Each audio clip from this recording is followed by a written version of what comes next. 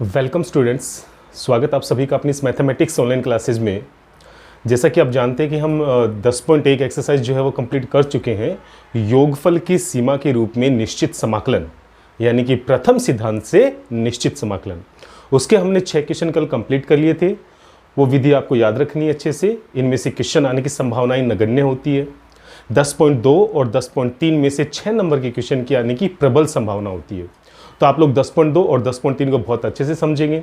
अभी हम 10.2 करने जा रहे हैं, जिसके अंदर हम लोग मानक सूत्र से या फिर प्रतिस्थापन विधि से हम लोग समाकलन की प्रक्रिया को संपन्न करेंगे। और ये सब हम 9 चैप्टर में पढ़ चुके हैं। अलग अगर कुछ है तो वो है केवल लिमिट वहां पर अप्लाई करना, और वो कैसे अप्लाई की जाती है ये सवाल के अंतर्गत हम आपको बताएंगे। देखिए बच्चों, यहाँ पे 10.2 एक्सरसाइज में स्टार्ट कर रहा हूँ, जिसमें पहला सवाल है 2x + 1 की घात 3, 2x + 1 की होल क्यूब, और लिमिट है यहाँ से 1 से लेकर 3 तक। देखिए बच्चों, मैं यहाँ पे प्रतिस्थापन विधि से हम इसको सोल्व करेंगे। कैसे बच्चों? हमने यहाँ पे माना कि 2x + 1 जो है वो किसके इक्वल है? यहाँ पे t के इक्वल है। अब हम इसका अवकलन करेंगे तो देखिए बच्चों, इसका अवकलन किसके इक्वल आएगा? ये हो जाएगा यहाँ पे 2dx और बराबर में आ जाएगा यहाँ पे dt। चूंकि हम प्रतिस्थापन विधि से समाकलन पहले भी कर चुके हैं तो इसके ऊपर जो प्रक्रिया होती है इसको सोल्व करने की वो हमें बहुत अच्छे से आती है। यहाँ पे आ जाएगा dx बराबर dt/2 और ये वैल्यू जो है हम यहाँ पे रखेंगे। देखिए बच्चों, लिमिट वाली प्रश्नावली के अंदर आपको स्पेशल निश्चित समाकलन में आपको ध्यान रखना होगा प्रतिस्थापन विधि के अंदर कि आपने यहाँ पे x के पद को t चर राशि के अंदर कन्वर्ट किया है, x चर राशि को t चर राशि में कन्वर्ट किया है। इसलिए यहाँ पे जो लिमिट है वो अभी फिलहाल यहाँ 1 से 3 जो दी गई है वो x की लिमिट है, और हमें इस लिमिट को भी t के रिस्पेक्ट में चेंज करना पड़ेगा। तो देखिए बच्चों, क्या प्रोसेस होता है उसको चेंज करने का। देखिए बच्चों, यहाँ पे 1 जो है वो लोअर लिमिट है, और लिमिट चेंज कहाँ से होती है? जहाँ पे हमने प्रतिस्थापन किया है, x के जिस पद के सामने हमने t का पद रखा है वहां से लिमिट चेंज होती है। देखिए बच्चों, जब लोअर लिमिट x बराबर 1 इस फलन में रखी जाती है तो वहां से जो t का मान आएगा वो यहाँ पे t के रिस्पेक्ट में लोअर लिमिट बनेगी। तो देखिए बच्चों, x का मान जैसे मैं 1 रखूंगा यहाँ पे तो मेरे पास 2 × 2, 2 और 1 3, यानी t का जो मान है वो मुझे यहाँ पे क्या प्राप्त होगा? 3। तो देखिए बच्चों, यहाँ पे जो लोअर लिमिट है t के रिस्पेक्ट में वो कितनी आएगी? 3। और जब मैं यहाँ पे x का मान 3 रखूंगा तो 3 दूआ 6 और 1 7, तो यहाँ पे जो t का मान है वो कितना आ जाएगा? 7। लिमिट को t में बदलने का एक प्रॉफिट ये होता है बच्चों कि जब हम लोग इंटीग्रेशन की प्रक्रिया को संपन्न करेंगे तो जब हम प्रतिस्थापन विधि के अंदर t की वैल्यू वापस x में कन्वर्ट करते हैं वो हमें करने की आवश्यकता नहीं है, क्योंकि हम लिमिट को भी किस में बदल चुके हैं? यहाँ पे t में। लेकिन अगर आप लोग t की वैल्यू वापस रखते हो समाकलन के बाद में तो फिर आपको वहां पे लिमिट 1 से 3 ही अप्लाई करनी पड़ेगी, क्योंकि x की लिमिट 1 से 3 की संगत है। तो देखिए बच्चों, यहाँ पे 2x + 1 को हमने यहाँ पे t माना है तो ये हो जाएगा यहाँ पे t की क्यूब, और dx के स्थान पे आ जाएगा यहाँ पे dt, और डिवाइड बाई 2 ये आ जाएगा आपके पास इंटीग्रेशन से बाहर। अब देखिए बच्चों, यहाँ पे क्या आएगा? 1/2 t की घात 3 का इंटीग्रेशन आपको अच्छे से पता है बच्चों, t की घात 4/4, और यहाँ लिमिट है 3 से लेकर 7। तो देखिए बच्चों क्या आएगा? ये बट्टे वाला 4 अचर राशि, ये बाहर आकर 1/2 से गुणा होकर 1/8 बना लेगा, और अंदर यहाँ केवल t की घात 4 रहेगा। लिमिट है यहाँ पे 3 से लेकर 7। अब देखिए बच्चों, यहाँ पे लिमिट किस प्रकार से अप्लाई की जाती है? देखिए बच्चों, लिमिट अप्लाई करने का तरीका होता है कि पहले अपर लिमिट को हम लोग यहाँ पे t के स्थान पे रखेंगे, माइनस के चिन्ह के साथ लोअर लिमिट को t के स्थान पे रखेंगे। ये आपको हर बार ध्यान रखना है। लिमिट लगाने का यही तरीका होता है। आपने फिजिक्स में इसका काफी अभ्यास भी किया होगा। जैसे मैं यहाँ पे t के स्थान पे 7 रखूंगा तो पहले आएगा यहाँ पे 7 की घात 4, यानी कि ये अपर लिमिट हो चुकी है। उसके बाद मैं यहाँ रखूंगा बच्चों 3 की घात 4, और अब हम इसको करेंगे सोल्व। तो देखिए बच्चों, इसको सोल्व करने का तरीका क्या होगा? 1/8। यहाँ पे देखिए बच्चों, 7 की घात 4 का जो मान होता है 2401, और -3 की घात 4 का जो मान होता है बच्चों वो होता है यहाँ पे 81।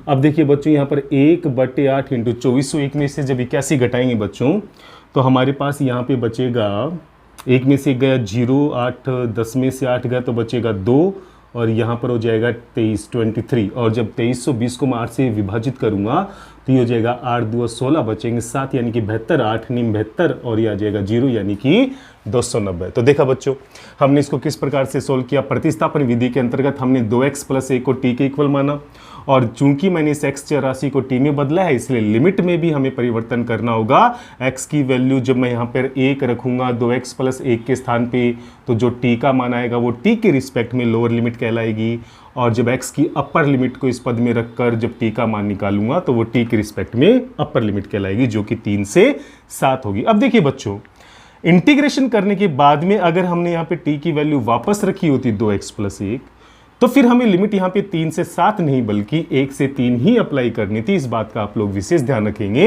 लेकिन हम लोग अमूमन यहाँ पे जब x को t में कन्वर्ट करते हैं तो उसके साथ साथ हम लोग लिमिट को भी t में कन्वर्ट कर देते हैं, ताकि हमें t की वैल्यू वापस रखने की यहाँ पे आवश्यकता महसूस नहीं हो। तो और कैलकुलेशन में भी काफ़ी सहायक रहेगी। तो इस प्रकार से हमें इस क्वेश्चन को सोल्व करना है। क्वेश्चन नंबर 2 देखिए बच्चों, यहाँ पे लिमिट है 0 से π/2, फलन है sin x बटे 1 + cos² x। तो देखिए बच्चों, हम इसको कैसे सोल्व करेंगे। इसमें भी जब प्रतिस्थापन विधि के अंतर्गत मैं cos x को t मानूंगा तो अवकलन करने पर sin x dx का पद आएगा। तो देखिए बच्चों, मैंने यहाँ पे cos x को माना t, तो अवकलन करेंगे तो क्या आएगा बच्चों, यह आ जाएगा माइनस का sin x dx बराबर आ जाएगा यहाँ पे dt, परंतु मुझे यहाँ पे प्लस sin x dx का मान चाहिए, तो वो आ जाएगा माइनस का dt। अब देखिए बच्चों, लिमिट कैसे बदलेंगे। लिमिट बदलने का तरीका बहुत आसान है। जब यहाँ पे x बराबर 0 लेते हैं, जब x का मान यहाँ पे 0 लेते हैं, तब cos 0 का मान बच्चों यहाँ पर 1 होता है, इसलिए हमें t का मान 1 प्राप्त होगा। और जब यहाँ पे हम लोग x बराबर π/2 यानी 90 डिग्री लेंगे, तब हमें t का मान cos 90, x के स्थान पे जब 90 रखेंगे तो cos 90 का मान 0 होता है, तो t का मान इस कंडीशन में 0 प्राप्त होगा। तो देखिए बच्चों, यहाँ पे इंटीग्रेशन में क्या आएगा, लिमिट देखिए बच्चों, जो 0 से π/2 में जो 0 से π/2 थी वो 1 से 0 में कन्वर्ट हो जाएगी, तो लिमिट चलेगी 1 से 0। sin x dx के स्थान पे आ जाएगा यहाँ पे माइनस का dt, और बट्टे में 1 + cos x के स्थान पे आएगा t, तो ये बन जाएगा 1 + t²। अब देखिए बच्चों, यहाँ पे 1 + t² dt बट्टे 1 + t² का जो इंटीग्रेशन है वो tan इनवर्स t होता है मानक सूत्र से। लिमिट है यहाँ पर 1 से लेकर 0। अब देखिए बच्चों, हम लोग यहाँ पे लिमिट किस प्रकार से अप्लाई करेंगे। पहले हम यहाँ पे t के स्थान पे अपर लिमिट रखेंगे। तो देखिए बच्चों, यहाँ पर आ जाएगा tan इनवर्स 0, t के स्थान पे क्या रख दिया 0, माइनस के साथ लोअर लिमिट रखेंगे t के स्थान पे, तो यहाँ पर आ जाएगा ये tan इनवर्स 1। अब देखिए बच्चों, हम इसको सोल्व करते हैं तो tan इनवर्स 0 0 डिग्री पे ही होता है, tan इनवर्स 0 जो होता है वो 0 डिग्री पे ही होता है, और माइनस tan इनवर्स 1 जो होता है वो 45 डिग्री यानी कि π/4 पे होता है, और माइनस माइनस हो जाएगा प्लस, तो हमारे पास आएगा यहाँ पे π/4, और यही होगा इसका सॉल्यूशन।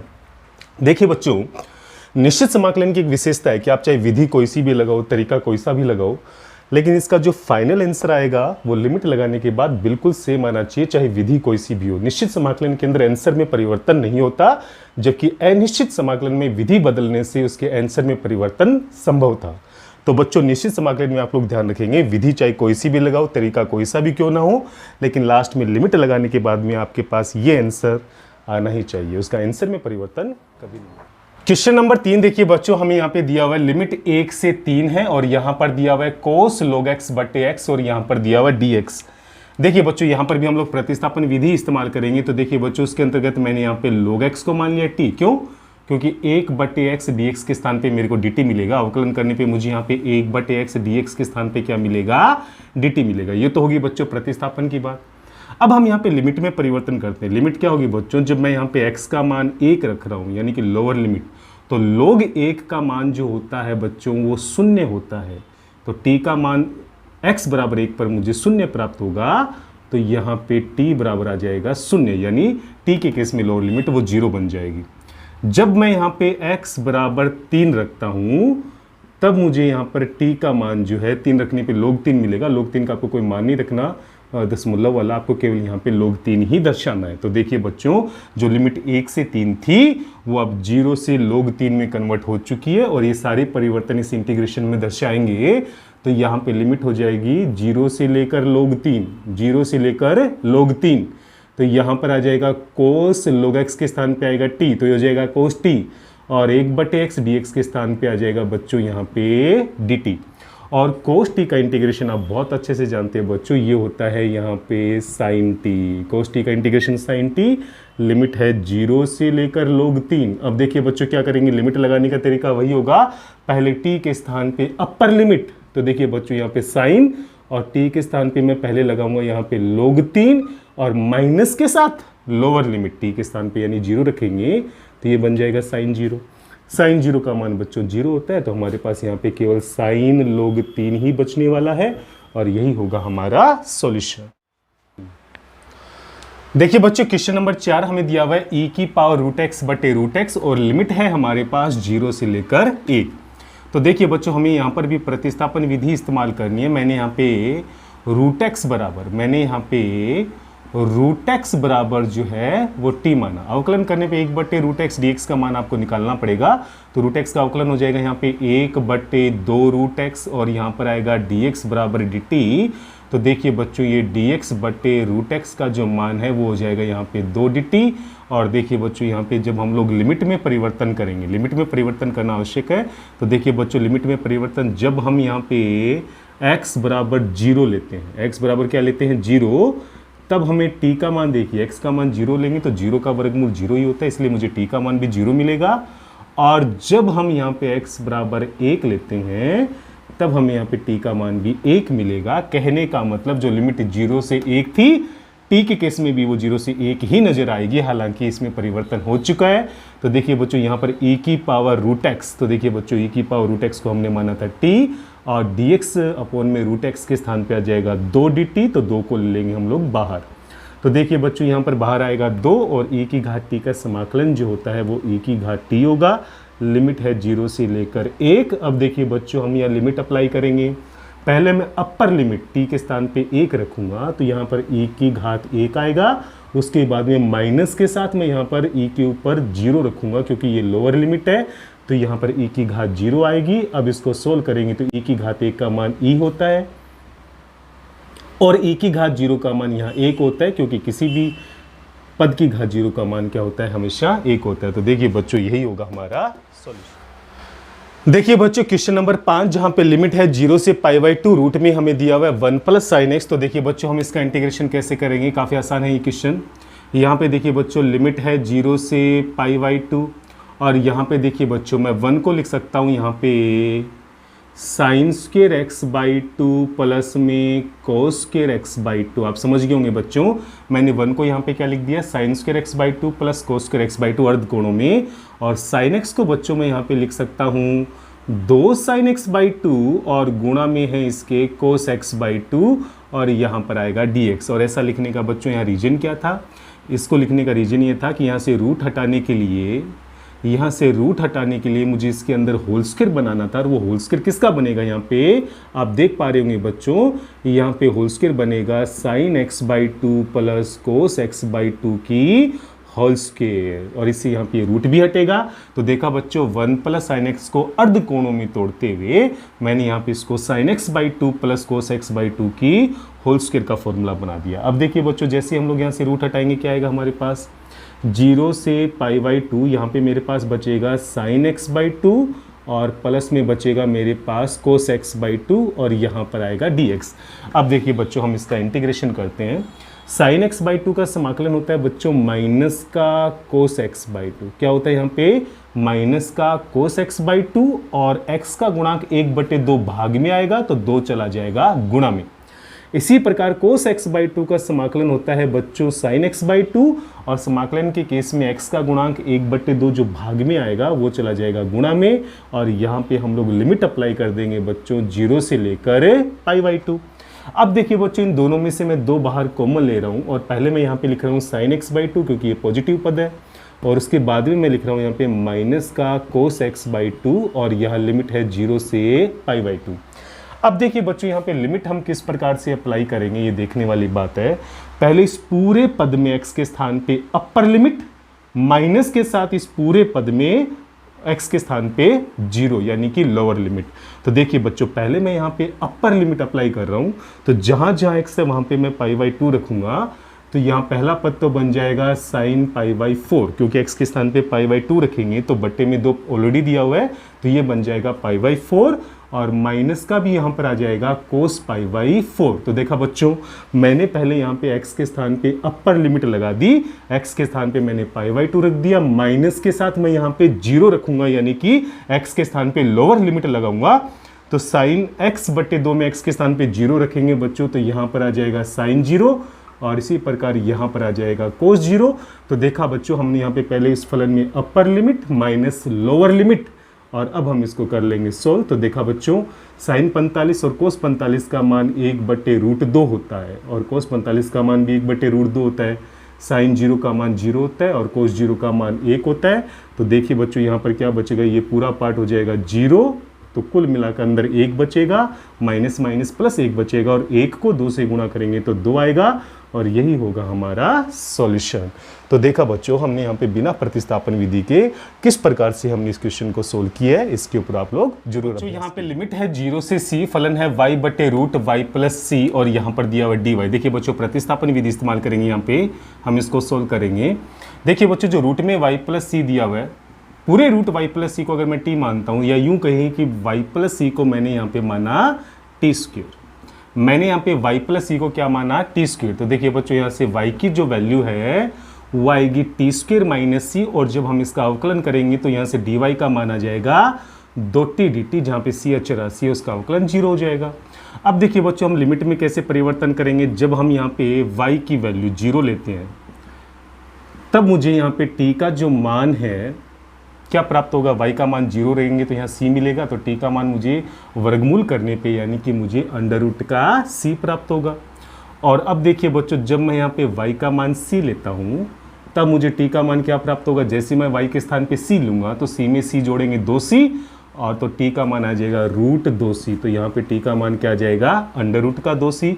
तो जो लिमिट y की 0 से c थी बच्चों, अब वो कन्वर्ट हो चुकी है √c से √2c में। तो देखिए बच्चों परिवर्तन कैसे होगा, लिमिट यहाँ पर हो जाएगा √c से लेकर अंडर रूट का 2c, और यहाँ पर y के स्थान पे देखिए बच्चों हम रखने वाले हैं t² माइनस का c, और बट्टे में √y प्लस c का जो मान है बच्चों वो आएगा यहाँ पे t, और dy का देखिए बच्चों मान यहाँ पर आ जाएगा 2t और dt। तो देखिए बच्चों यहाँ t से t हो जाएगा कैंसिल और 2 आ जाएगा बाहर, तो 2 तो आ जाएगा बाहर। लिमिट है √c से लेकर अंडर रूट का 2c, और यहाँ पर है आपके पास t² माइनस का c और यहाँ पर है dt। अब देखिए बच्चों हम लोग यहाँ पे इंटीग्रेशन करेंगे तो t² का समाकलन होता है t की घात 3/3 और c एक अचर राशि है जिसका इंटीग्रेशन c इंटू टी हो जाएगा, और लिमिट है यहाँ पे अंडर रूट का c से लेके अंडर रूट का 2c। अब देखिए बच्चों हम यहाँ पे लिमिट अप्लाई करेंगे, तो लिमिट अप्लाई करने का बच्चों तरीका वही होगा, पहले जहाँ जहाँ t है वहाँ पे मैं अपर लिमिट यानी कि अंडर रूट का 2c रखूँगा, और उसके बाद में जहाँ जहाँ माइनस के साथ जहाँ जहाँ t है वहाँ पे लोअर लिमिट यानी कि √c रखूँगा।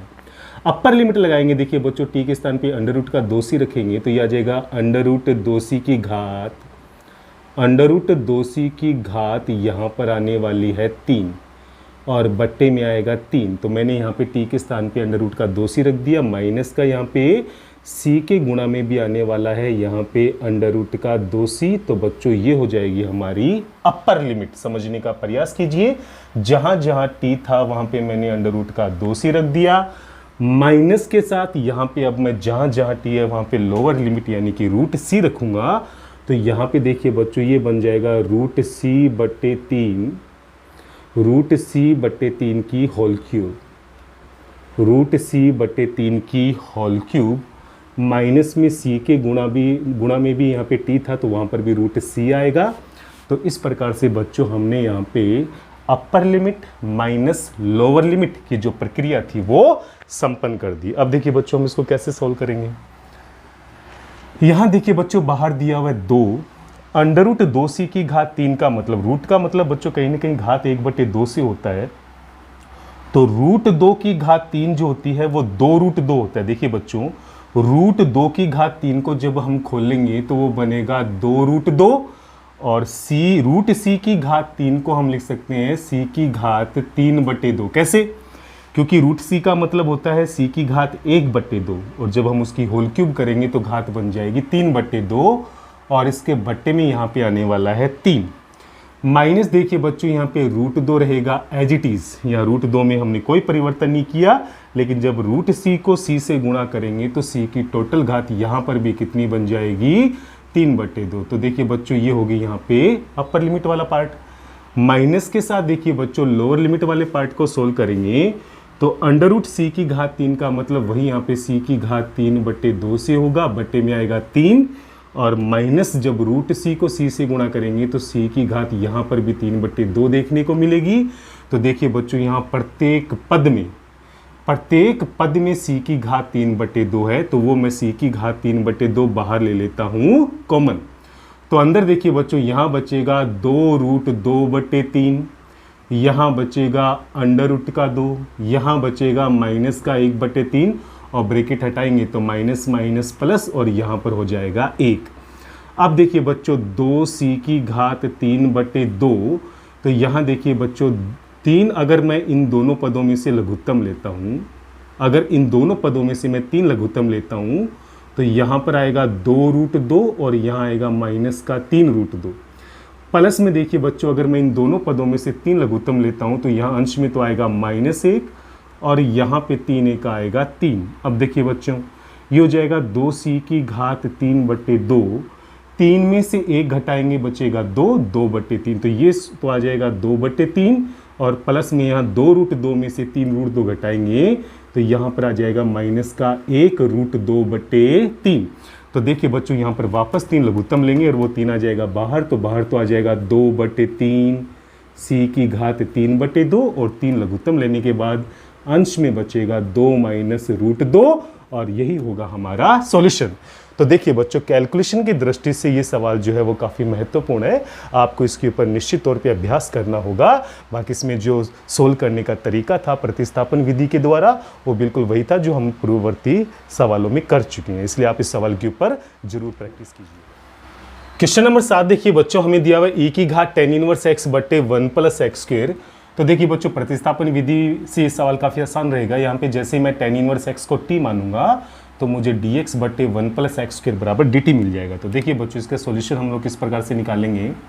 हमने यहाँ पे माना, देखिए बच्चों इस सवाल में जो लिमिट है, इस सवाल के अंदर जो लिमिट है वो है 0 से अनंत। सवाल में लिमिट क्या दे रखी है, 0 से लेकर अनंत।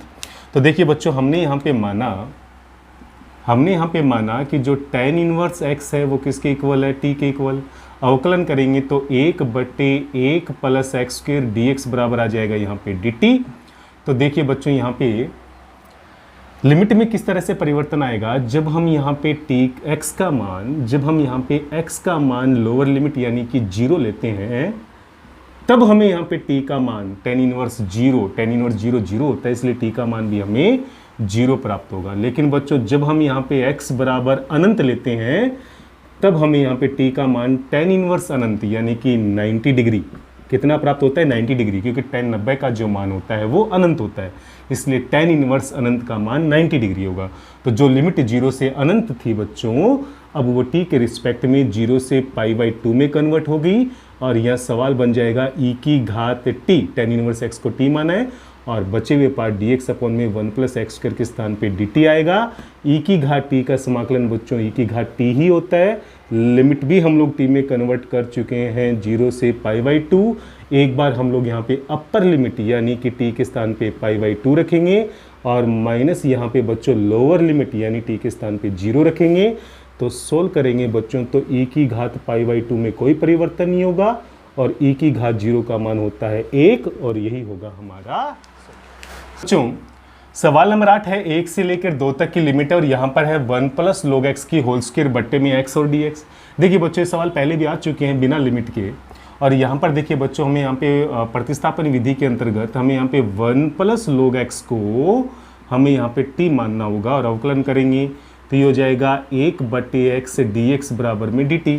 अब देखिए बच्चों लिमिट में कैसे परिवर्तन करेंगे, जब हम यहाँ पे x का मान 1 लेते हैं तब हमें यहाँ पे t का मान क्या प्राप्त होगा, x का मान 1 रखेंगे तो log 1 का मान 0 होता है तो t का मान मुझे 1 ही प्राप्त होगा।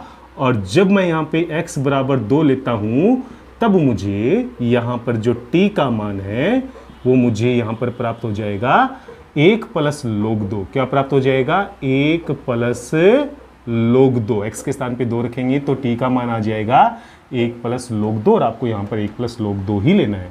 तो देखिए बच्चों जो लिमिट यहाँ पर 1 से 2 थी अब वो 1 से 1 + log 2 में कन्वर्ट हो जाएगी और यहाँ पर 1 + log x को हमने t माना है तो ये हो जाएगा यहाँ पे t² और बचे हुए पार्ट के स्थान पे आ जाएगा यहाँ पे dt, और टी स्क्वायर का इंटीग्रेशन होता है बच्चों यहाँ पर t की घात 3/3, और लिमिट यहाँ पे लगेगी 1 से लेकर 1 प्लस log 2।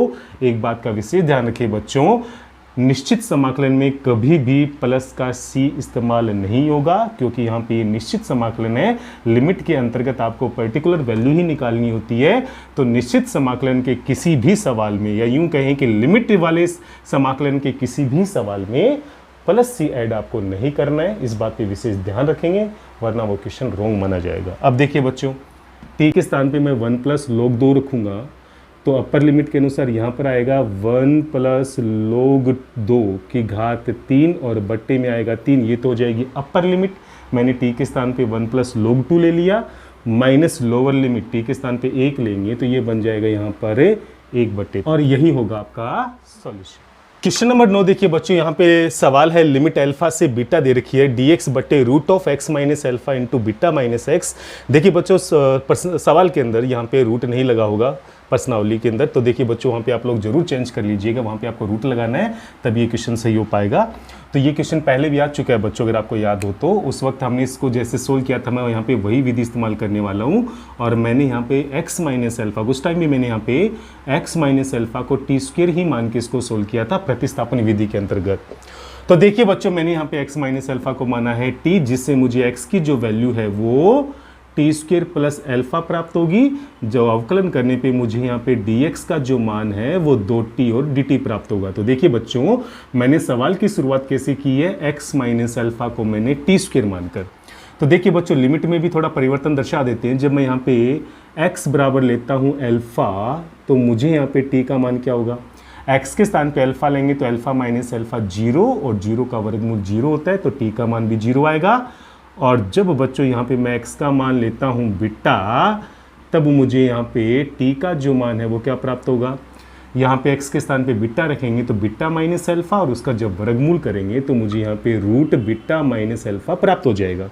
तो देखिए बच्चों, जो x की लिमिट अल्फा से बीटा थी, अब वो t के अंतर्गत 0 से under root beta minus alpha में कन्वर्ट हो जाएगी। और अब देखिए बच्चों, यहाँ पर क्या आने वाला है, dx के स्थान पे हम रखने वाले हैं यहाँ पे 2t dt।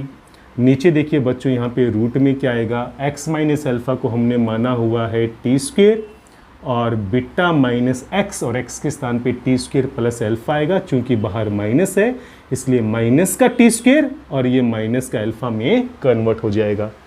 T square under root से बाहर आकर t बनेगा, t से t हो जाएगा कैंसिल। अंश में जो 2 है वो अचर राशि है, वो आएगा इंटीग्रेशन से बाहर।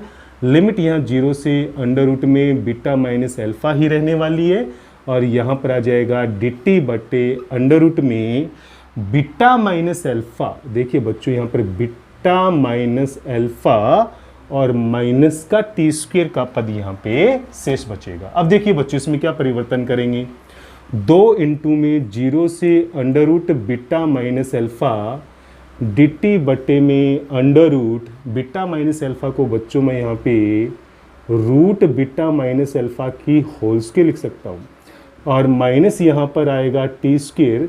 तो देखिए बच्चों, यहाँ पे कौन सा फॉर्मूला बन जाएगा, यहाँ पे फॉर्मूला बन गया dx बटे रूट ए स्क्वायर, ये अचर राशि है इसलिए यहाँ पे फॉर्मूला बन गया dx बटे रूट ए स्क्वायर माइनस एक्स स्क्वायर, जो कि साइन इनवर्स x बटे ए के इक्वल होता है। तो देखिए बच्चों, यहाँ पे 2 तो रहेगा बाहर, और ये फॉर्मूला बन जाएगा साइन इनवर्स x बटे ए, तो x के स्थान पे t और a के स्थान पे लेना पड़ेगा रूट बीटा माइनस अल्फा, और प्लस में से यहाँ पे नहीं लेना है बच्चों, इस बात का विशेष ध्यान रखेंगे। एक बार फिर से मैं आपको बता देता हूँ कि निश्चित समाकलन में यहाँ पे प्लस का c हमें ऐड नहीं करना होता है। लिमिट हम यहाँ पे t के लगाएंगे 0 से under root beta minus alpha.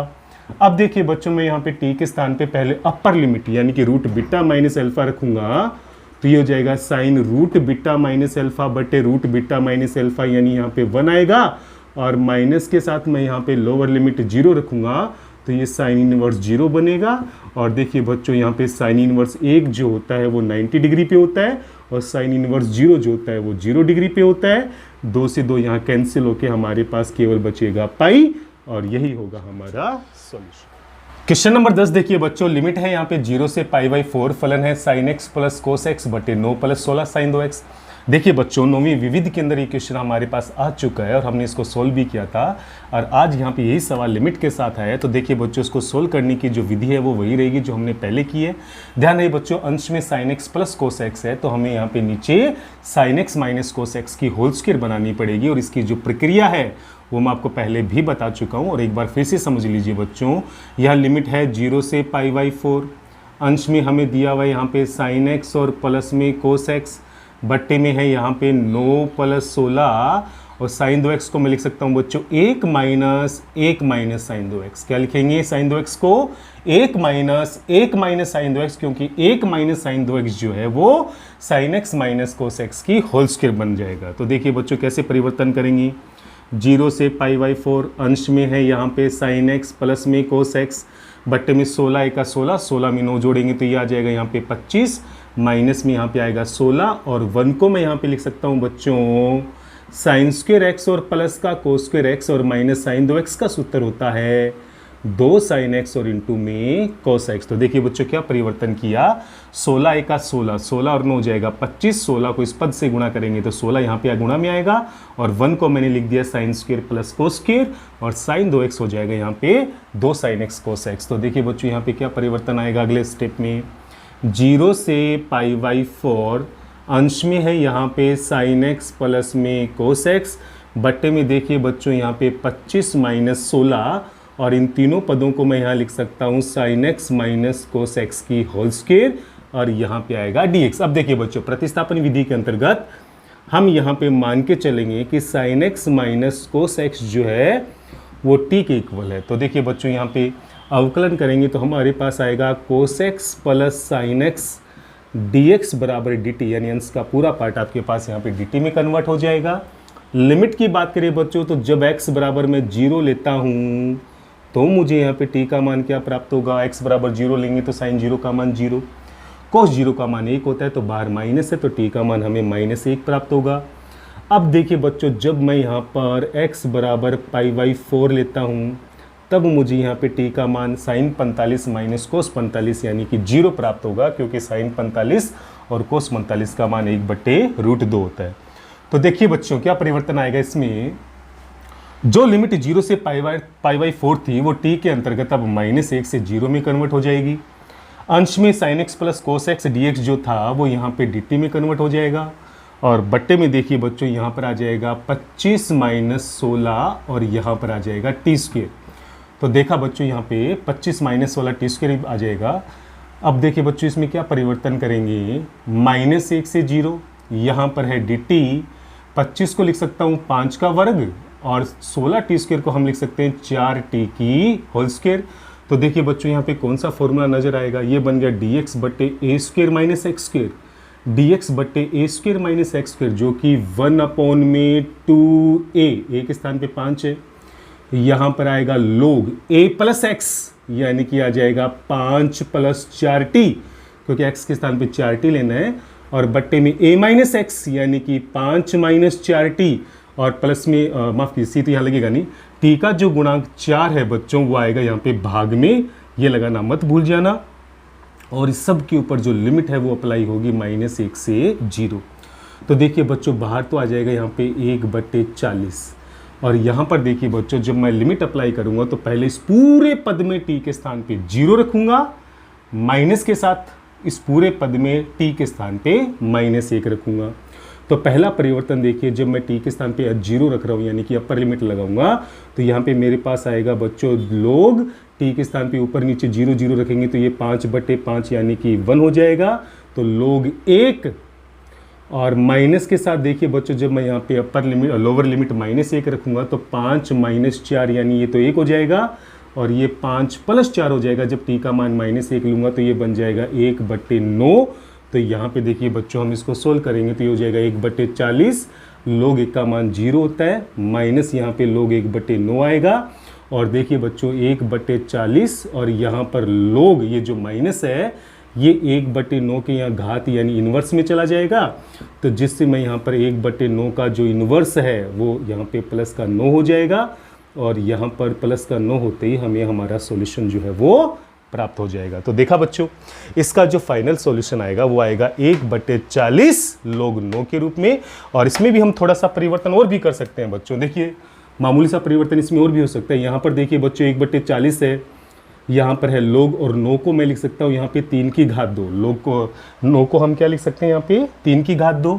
log के गुणधर्म के अनुसार ये 2 जो है पहले गुणा में आएगा, तो 1/40 तो ऑलरेडी है, 2 आ जाएगा यहाँ गुणा में, और यहाँ पर आ जाएगा log 3, और 2 से 1/40 को काटेंगे तो हमारा फाइनल आंसर 1/20 log 3 के रूप में भी हमें प्राप्त हो सकता है। तो ये दोनों ही आंसर सही होंगे।